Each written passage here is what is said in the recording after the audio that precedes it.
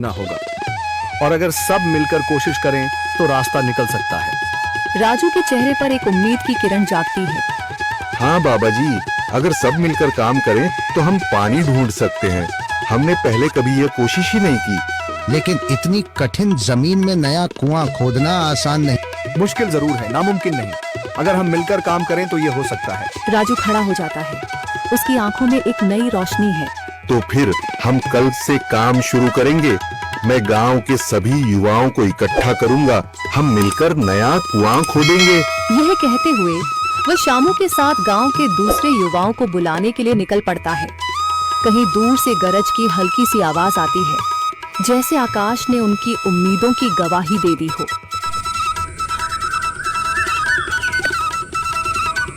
अगली सुबह राजू और शामू गांव के युवाओं को इकट्ठा करने निकल पड़े। चौधरी महेश की हवेली के सामने एक भीड़ जमा है। बाबा जी, संदरी, गांव के कुछ बुजुर्ग और किसान सभी मौजूद हैं। हम हाथ पर हाथ रखकर नहीं बैठ सकते। अगर अल्लाह ने हमें हिम्मत दी है तो हमें खुद पानी के लिए मेहनत करनी होगी। हम एक नया कुआं खोदेंगे। लेकिन राजू, क्या हमें यकीन है कि वहाँ पानी मिलेगा? बेटा, पानी जमीन के अंदर होता है, बस सही जगह खोदने की जरूरत है। हमने अपने बुजुर्गों से सुना था कि पुरानी नहर के पास जमीन नरम थी, शायद वहीं पानी हो। बाबा जी सही कह रहे हैं। अगर तुम सब यह काम करने के लिए तैयार हो तो मैं अपने कुछ मजदूर भेज सकता हूँ। धन्यवाद चौधरी जी, लेकिन हम सब खुद भी मेहनत करेंगे। यह हमारे गांव के अस्तित्व की लड़ाई है। संदरी, जो अब तक चुप थी, आगे बढ़ती है। हम औरतें भी पीछे नहीं रहेंगी। हम पानी लाने की व्यवस्था करेंगी, खाना बनाएंगी, ताकि तुम सब आराम से काम कर सको। यही हिम्मत चाहिए थी संदर। पूरा गांव एक नई उम्मीद के साथ कुआं खोदने की तैयारी में जुट जाता है। दूसरी ओर कुआं खोदने का काम शुरू हो चुका है। राजू, शामू और दूसरे युवा बेलचे चलाने लगते हैं। मिट्टी बाहर निकाली जाने लगती है। तेज गर्मी के बावजूद सब पूरी हिम्मत के साथ जुटे हुए हैं। दोपहर की तेज धूप जमीन आग की तरह तप रही है। गांव के लोग लगातार कुआं खोदने में जुटे हैं। हाथ छिलने लगे हैं, माथे से पसीना बह रहा है, मगर किसी ने हार नहीं मानी। महिलाएं पानी और सत्तू लेकर आती हैं ताकि पुरुषों को कुछ राहत मिले। हमें और गहराई तक जाना होगा। अब तक सिर्फ सूखी मिट्टी और पत्थर ही निकल रहे हैं। राजू, यह बहुत कठिन काम है। अगर हमें पानी न मिला।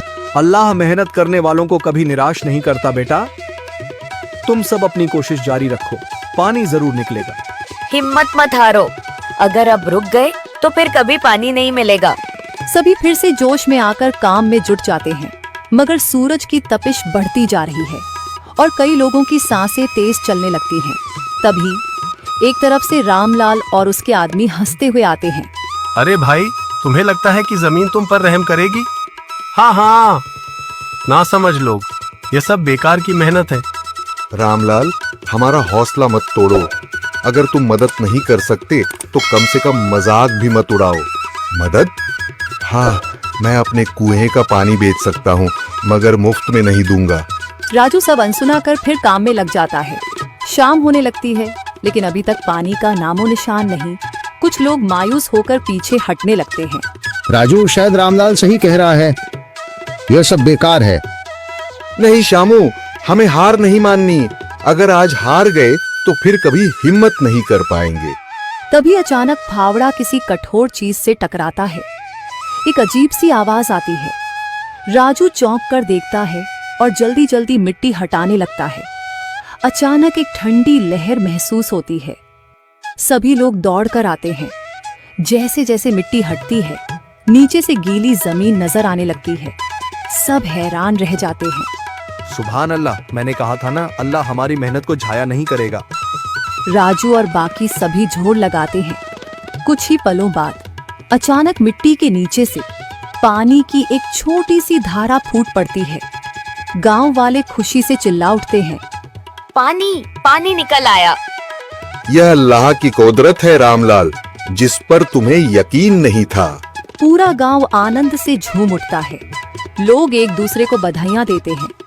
औरतें दुआ करने लगती हैं। कुछ दिन बीत चुके हैं। गांव वाले नए कुएं से पानी भर रहे हैं, खेतों को सींच रहे हैं और जिंदगी फिर से पटरी पर लौट रही है। मगर रामलाल अब भी अपनी